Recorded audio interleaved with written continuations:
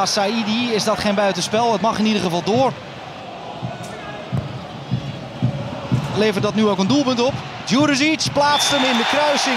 En Heerenveen staat met 1-0 voor.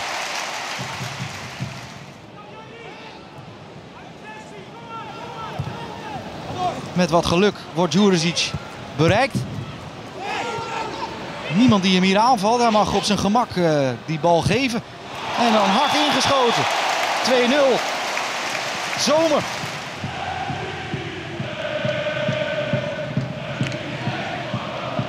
Djuricic. Heerenveen komt er weer uit. Djuricic mag lang aan de bal blijven. Komt met een goede paas op Dost. Dost en dan is het 3-0. Maakt hij ook al zijn goal. Zo gaat het hard voor Heerenveen. Bisschop. Het gaat allemaal in wandeltempo als Harkema in de aanval is. Van Wijk.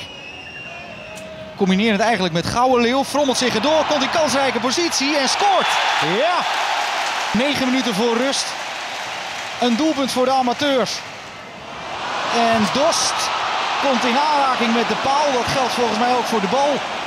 Zo liet Kums zien dat je ermee kunt scoren afgelopen weekend tegen Utrecht. Maar laat Dost nu zien dat je er ook gewoon hard mee tegen een paal aan kunt glijden. Narsing, Djuricic. Goede combinatie. Narsing, ja, raak.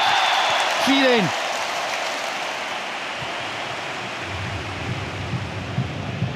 Heerenveen voetbalt zich er makkelijk doorheen. Martinez, goede bal van Kums. Martinez aangetikt en dan komt er een strafschop.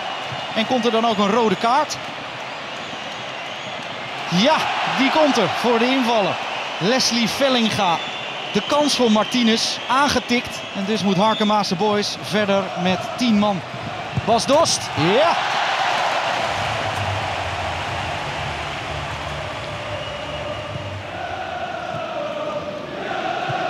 Schokker, mooie steekpaas.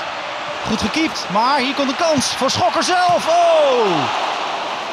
Had hij toch nog zijn doelpunt kunnen maken nadat hij die aanval zelf opzet.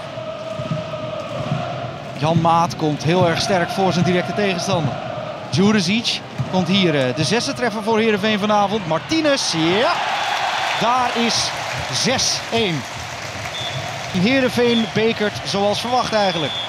Door naar de laatste 16 in het bekertoernooi.